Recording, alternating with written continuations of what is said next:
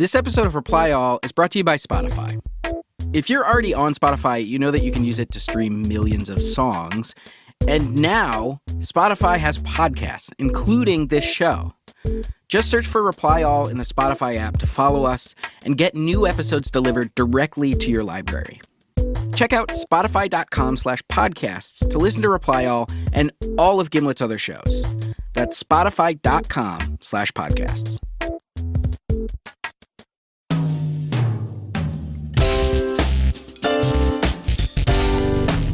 From Gimlet, this is Reply All. I'm PJ Vogt. And I'm Alex Goldman. Alex Goldman. Yes? We are back, and I have a super tech support case for you. All right.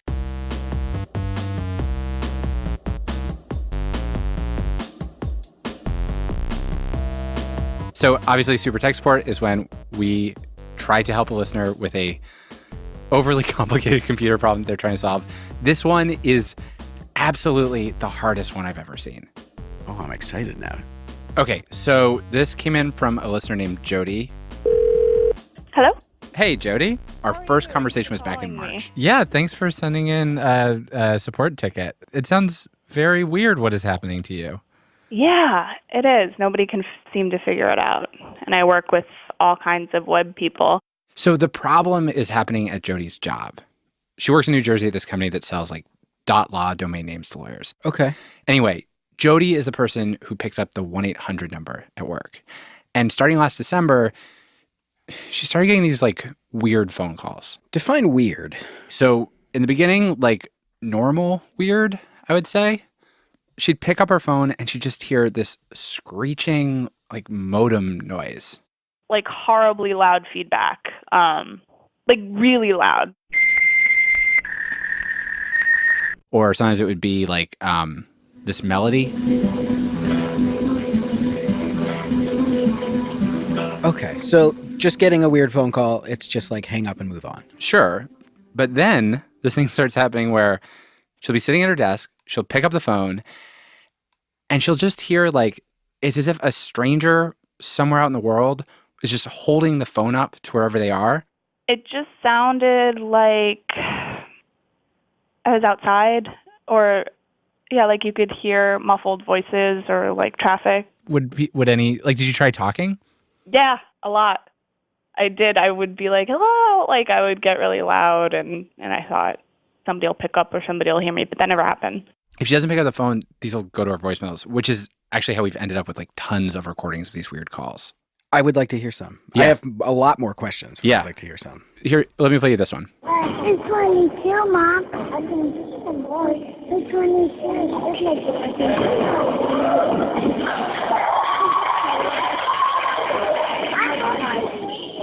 It sounds like it's a basketball game. Yeah, that's what I think.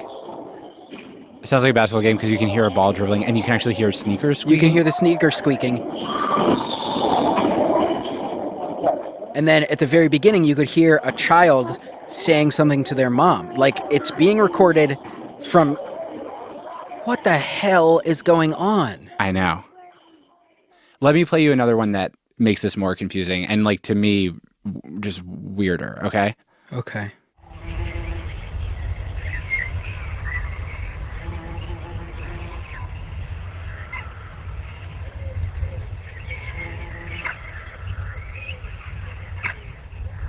Where do you think you are? I hear birds chirping. I hear what sounds like a fly. Uh-huh. How does a fly pick up on a phone? I know.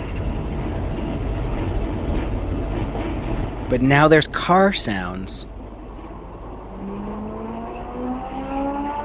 What are those? Are those storm sirens? I think so.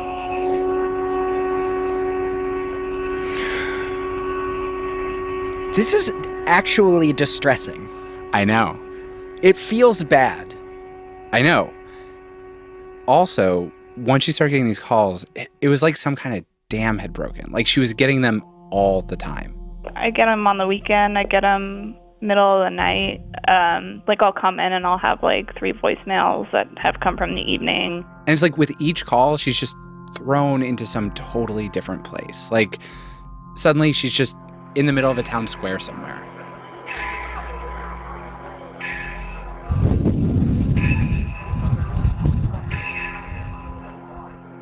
Or she'll just be in a laundromat for some reason.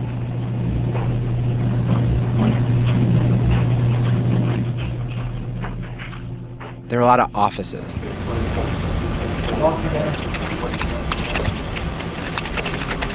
There are a lot of muffled conversations between strangers. There's also just crystal clear phone conversations. So it gets in the way, because I'm trying to keep the area as open as possible. Yeah, that's not going to be any problem. They will take care of that also, and they are used to that. And due to the fact that you have... Some of these actually just feel too private to share. Like, there's one where somebody's doing a criminal background check on somebody else. Does Jody have any theories? She does, but like when I pressed her on what she thought was going on, she got really embarrassed. Yeah, it's weird. And I mean, now in this day and age when, cybersecurity is such a thing, it just, my mind is like, oh gosh, like, what if the government is using my phone? But, that's just like uneducated, I'm sure. So that's why I figured I'd email you guys. She's like, maybe the NSA is somehow accidentally forwarding me their wiretaps. So I didn't know. I honestly did not know if this was something that was happening like on purpose or by accident. But the thing that was clear is that every day in America, people's private lives are being broadcast to Jody. So I asked her just like a couple more questions about her phone setup. Okay, so we have a Toshiba phone, and then we use Precision Interconnect. It's like an authorized voice and data service agent. Got it. Okay. And I told her I'd try to get to the bottom of it. So I decided to start with the one clue that I had, which was just every one of these calls to Jody had shown up on her caller ID. Every single one had a different phone number. And so I made a list of all those phone numbers, and I was like, I'm just going to start calling. God, this is weird.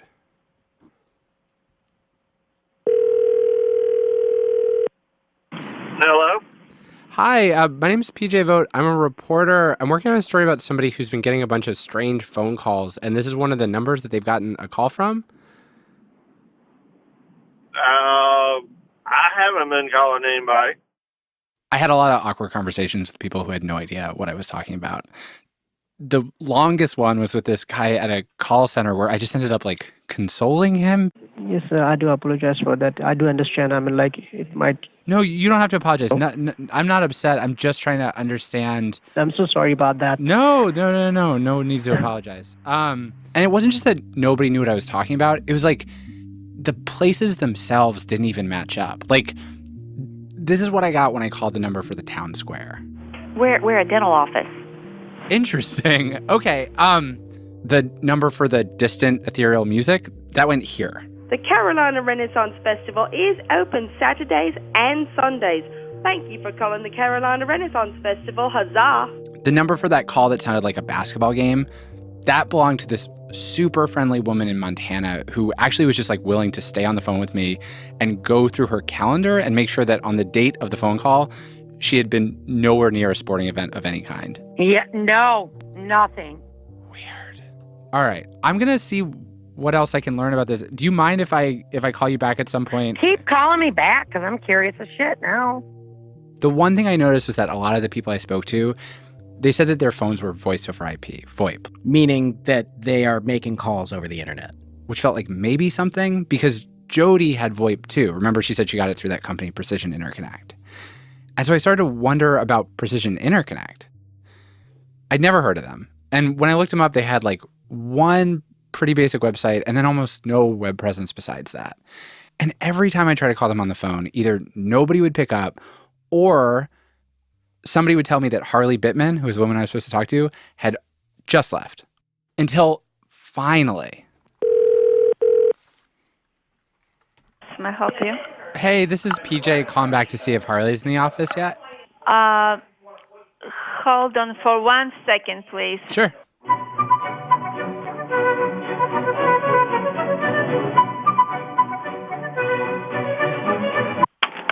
Hi, it's Harley. Hey, Harley, my name's PJ Vogt. I've been trying to get a hold of you. It's good to get you on the phone.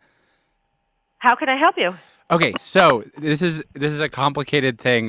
Wait, so- where are you a customer of ours? No, but I'm a reporter, but I'm helping a customer of yours solve an interesting phone-related mystery.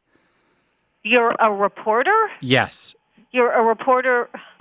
He's a reporter. You're a reporter for where? Okay, so I work for a company called Gimlet, and Gimlet? Gimlet. Like a little, like part of a chicken, like? No, that's Gimlet, like the drinks that people have, but that's not supposed to be referenced that right. either. Anyway. Eventually, I was able to explain to Harley what was going on with Jody. I actually had to play her one of the phone calls for it to make sense. Does that sound like birds? Or somebody playing games? To me, I listen to that and I'm like, that's a farm. Like, I think it's like right. But so then why is... See, if it was harassment, they would be saying things, unless they're just, like, who would do that? Pretty soon, Harley was like just as fascinated with these calls as I was. She had just she'd never seen anything like them. And the more we talked, the more I realized that was a big deal because Harley, her job brings her into contact with more weird phone malfeasance than you could ever imagine. That's why she's always so busy. Literally that day, the thing that she'd been busy with before she got on the phone with me was a hacker had broken into one of her customers' phones and then made all these very expensive long-distance calls. Like to, terrorist nations. That happens? Yeah, all the time. I shouldn't say terrorist nations, not necessarily. It's like people, it's always international. I have a customer that had $19,000 worth of international calls in one day to, I can't remember where those calls, where were those calls to? All over the world? All over the world. But were they terrorist nations? You don't know? I don't know. They were $19,000 worth of international calls. That scenario is happening all over the place. Okay, so what Harley calls terrorist nations, I looked into this. Here's what I think she's referring to.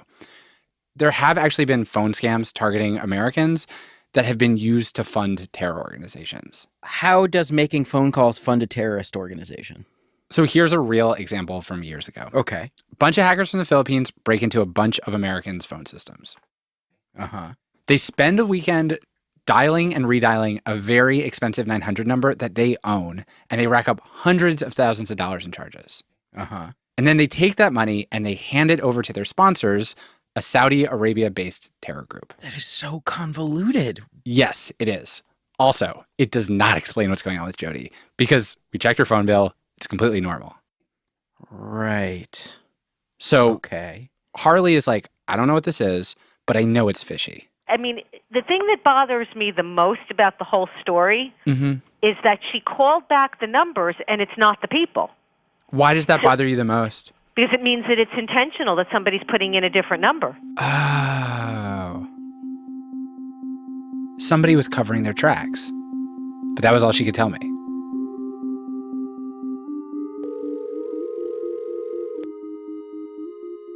Which meant that it was time to call Dave Maynor. Hello? Hey, Dave. Yes. How's it going? Dave's the guy who helped us episode 53 in Atlanta. He is super tech support. I told him everything that was going on, everything we'd learned, and he was like, this is much ado about nothing. None of this is strange, right? It feels strange to me. So you don't hear this and think malfeasance, hacking, government wiretaps, etc. No. There's a logical answer. This is really not this is a technical problem we just need to debug. Dave told me basically all he needed to do was just visit Jody's office, look at her phone, and he could figure out what kind of banal crosswire had created this problem. Okay. I was like, okay, but just in case, could I send you the recordings just so you can hear them? 2 hours later, I got a message from Dave that just said, what the actual hell? When you described them, I was like, it can't be that. It can't be that interesting. It's just going to be whatever, right? And you listen to it and you're like, holy crap. Yeah. Almost like episodic TV shows, right? The endless cliffhangers are what's going to happen next? Yeah. He was convinced that they were basically one big story that had been chopped up into all these phone calls. And if he could just lay them all in the right order, he would know the story. Right. And I was like, all right, we'll start correlating this. Where would there be an ambulance or police car? There's also a church bell or something, right? And that is how Dave ended up making his big discovery. So I got to play you 2 calls that came into Jody's phone 3 weeks apart from each other. The first one is from March 6th. It's the one that sounds like it's from a basketball court. It's 22, Mom. I can see some boys. It's 22. And here's a call she got on March 28th from a completely different phone number.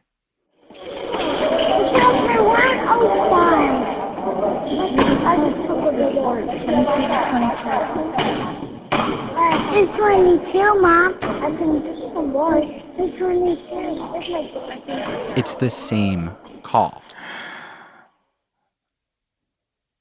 Oh, that doesn't give me any ideas about what this might be. Me neither. I was like, why is that so important? He was like, what that means is that somebody made this. There is a person or persons who have designed this to do something.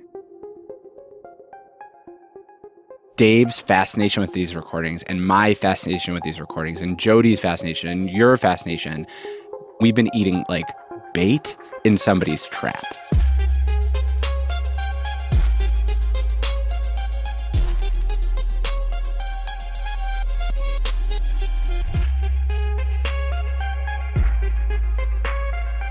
Coming up after the break, we get answers.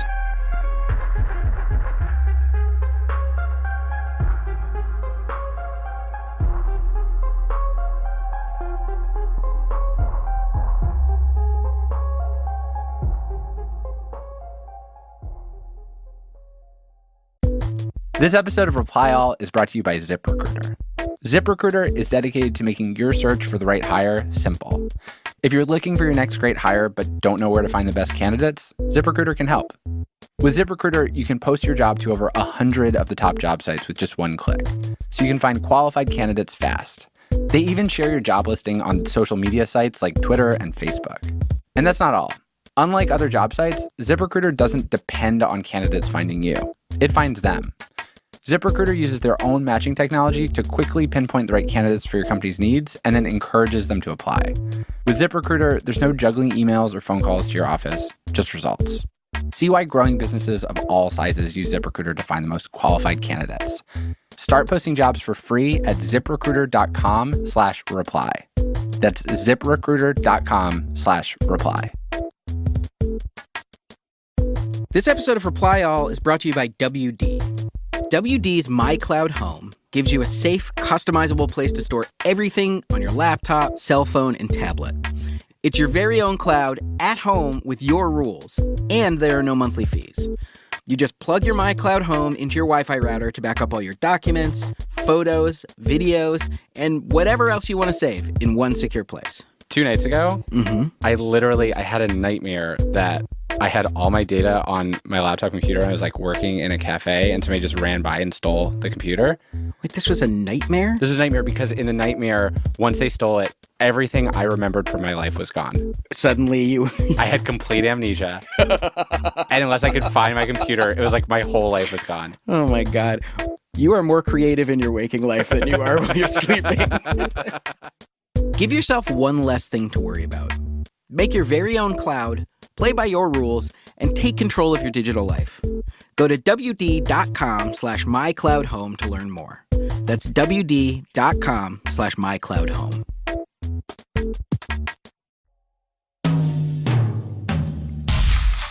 Welcome back to the show. Here's where we are. Dave is convinced that these phone calls are actually recordings and that they were made on purpose by somebody.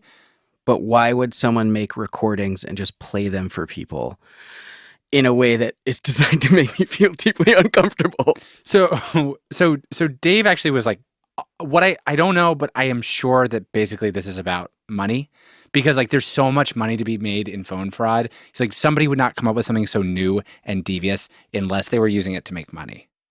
How would someone make money from one of these calls? So that's what Dave couldn't answer. He was like, I know a lot of guys who work in this field. I spend time dabbling in this field.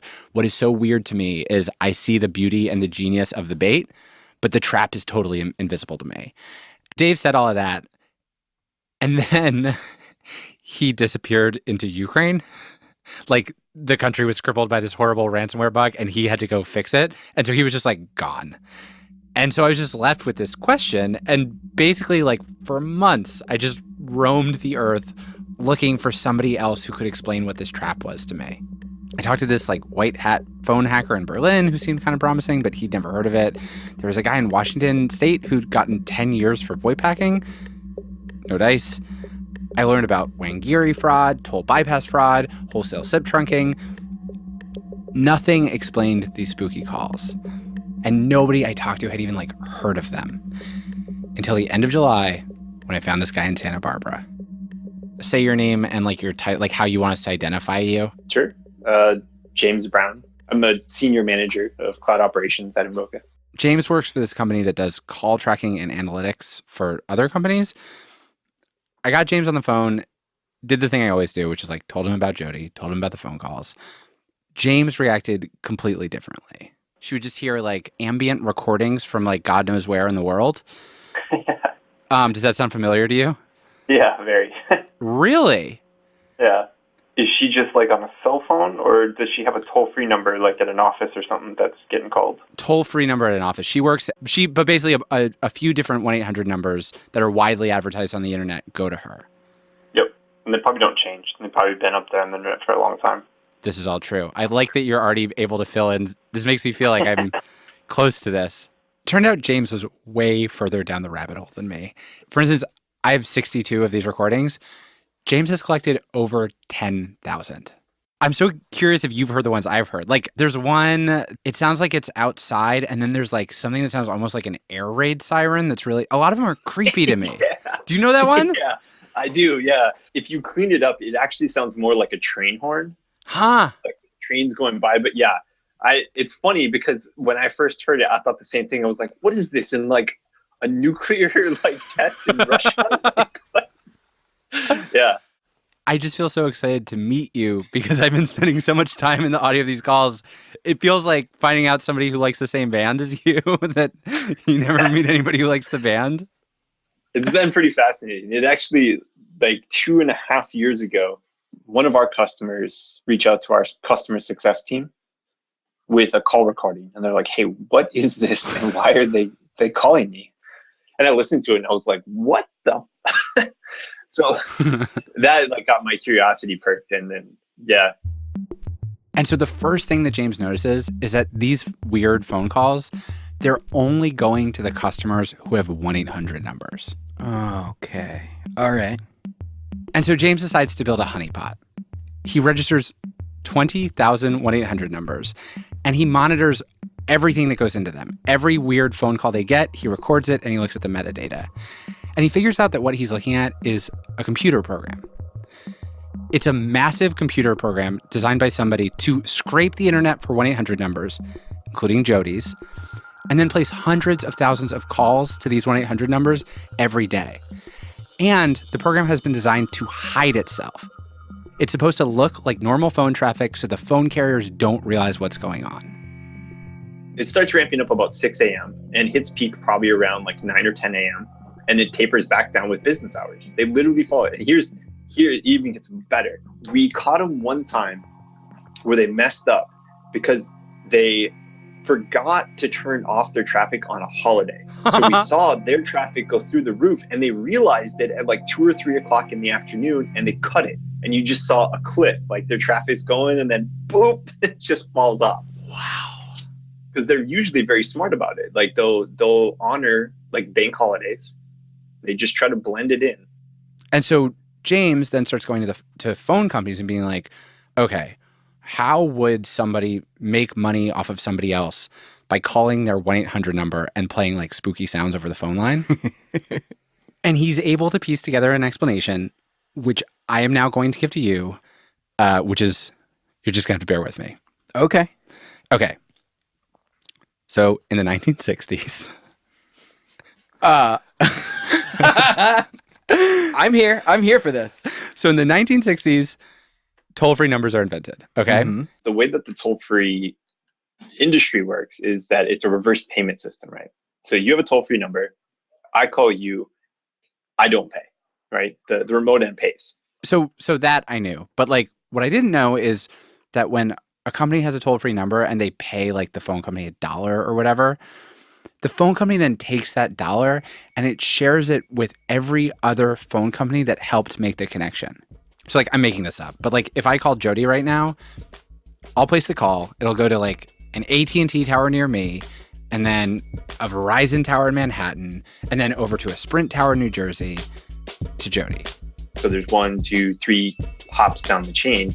Each one of those, for a $1 phone call is getting like maybe 10 cents, right? Carrier 2 is getting 10 cents. Carrier 3 is getting 10 cents. So it's actually even less money than that, but there's so many of these calls happening every single day that even though the phone companies might just be dividing like fractions of a penny each time, those fractions of pennies add up to like millions of dollars. Right.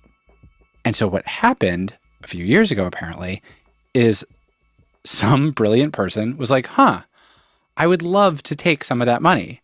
And what they did is they went to like a shady telecom company somewhere, like Crazy Eddie's phone service. And they were like, listen, I am going to place a ton of 1-800 calls through you. And when you get paid for them, share that money with me. So the more phone calls I can make and the longer that those phone calls stay up, the more money that I make. Okay. So then how does that get us to like spooky phone calls from nowhere? Aha. So let's think about that, right? Okay. I send out a bunch of phone calls and they're just silent, right? It takes you what? A second? 2 seconds? Hello? Like, damn it, hang up the phone, right? Yeah. You're done. You're gone. So how do you keep people on the phone, right? You appeal to their curiosity. Right. So like those first calls that Jody was getting, like the static and the music, those would have been like first drafts. And then the later calls, it was like the scammers were actually figuring out how to be interesting. It's so brilliant. It's so stupid and so smart at the same time. Also, James doesn't think this is like a bunch of scammers doing the same thing. He thinks all of these calls are coming either from one small group or even like one person.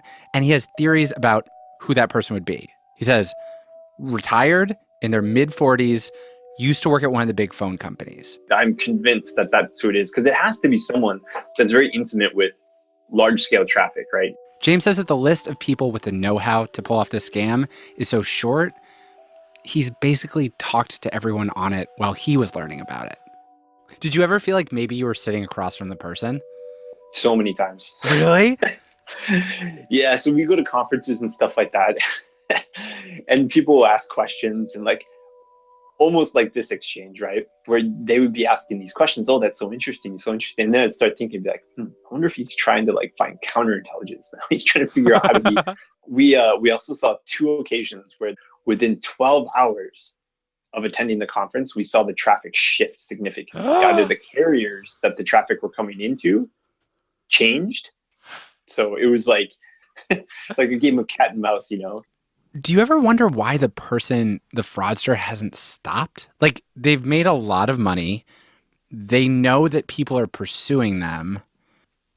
My guess is because they are not afraid, right? I mean, I think they're literally thumbing their nose at government agencies. If you look at some of the recordings that they use, they're literally reading news articles off whitehouse.gov, like the FCC website. To me, that seems like a very literal thumb to them because I think they know that it's very difficult for them to get caught. Basically, to get them, you've got to go to like Crazy Eddie Telecom and be like, listen, all that money you're making off of one of your customers, you need to stop. It's illegal. I need all the information on them. Hand it over. And they have no reason to cooperate. Basically, James would need subpoena power. Yeah. Can you just say, just so I have it for our thing, can you just say your name and what your job is? Yeah. So my name is Pat Armour, and I'm a special agent with the cyber division of the FBI. James has reinforcements. He is now sharing his honeypot with the FBI and the FCC. There's an open investigation. And I asked Agent Armour, like, do you agree with James that it's possible that this whole mess, hundreds of thousands of phone calls every day, phone companies losing like untold gobs of money, could it all really be the work of one person? A lot of the characteristics of the calls tend to be the same. I'd say it's not coming from a ton of different folks. I guess I'll just keep it at that. Is this person or persons, are they catchable? Like, can they be caught? Yeah, they will be caught. Definitely. Okay. Yep. No doubt about it. There's a lot of money involved. He sounds awfully confident that he can catch this person. Yeah, I kind of believe him. So like I still had to call Jody back. So I called her. I was like, we can't actually stop these calls, but the FBI is on it. And when they arrest the person, then I think the calls will probably stop. She was basically just excited to finally know the origin of these weird phone calls she'd been getting. Oh my gosh. Yeah. I fell into the trap because I used to like leave them on for 20 minutes if I picked up the call. This person probably really liked you a lot. Oh man. I mean, I guess I made somebody some money, so. She said I could close her ticket. We hung up. And then she got another phone call. Here, though the earth be removed, and though the mountains be carried into the midst of the sea, though the waters thereof roar and be troubled, though the mountains shake with the swelling thereof, Selah. There is a river, the streams whereof shall make glad the city of God, the holy place of the tabernacles of the Most High. God is in the midst of her, she shall not be moved. God shall help her, and that right early. The heathen raged, the kingdoms were moved, he uttered his voice, the earth melted. The Lord of hosts is with us, the God of Jacob is our refuge, Selah. Come, behold the works of the Lord, with desolations he hath made in the earth. He maketh waters to cease unto the end of the earth. He breaketh the bow, and cutteth the spear in sunder. He burneth the chariot in the fire.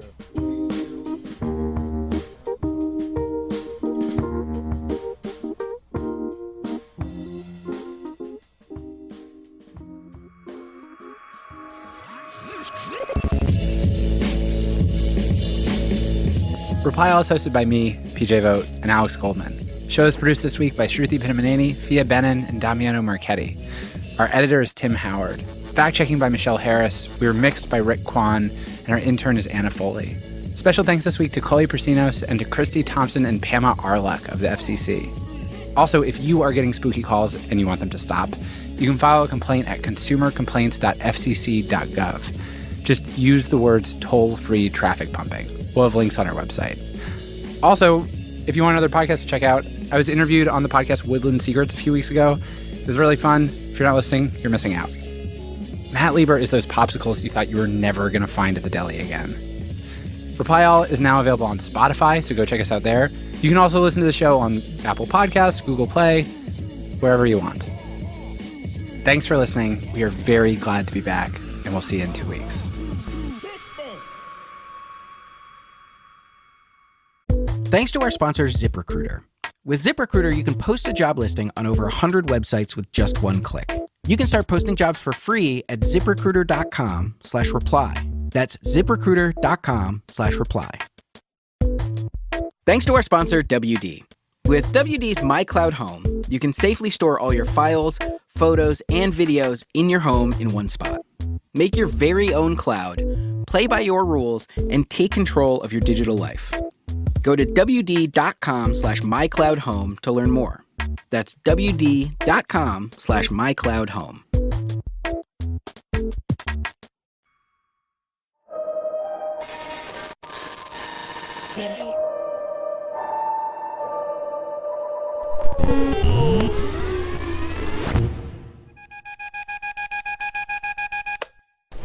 Good morning.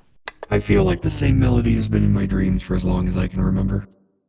Saving dream sequence. Error. File corrupted. But I can never remember how it goes. Morning. Just take us somewhere peaceful, would you? We need to think seriously about how we're getting home.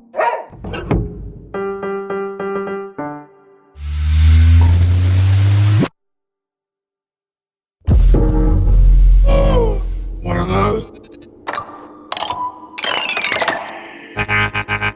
Bicycle Planet, Bicycle Planet.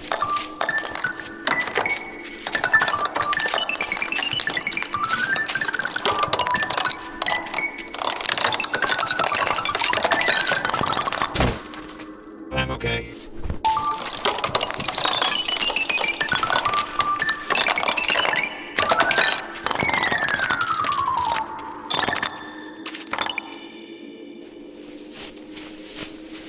Well, that was good.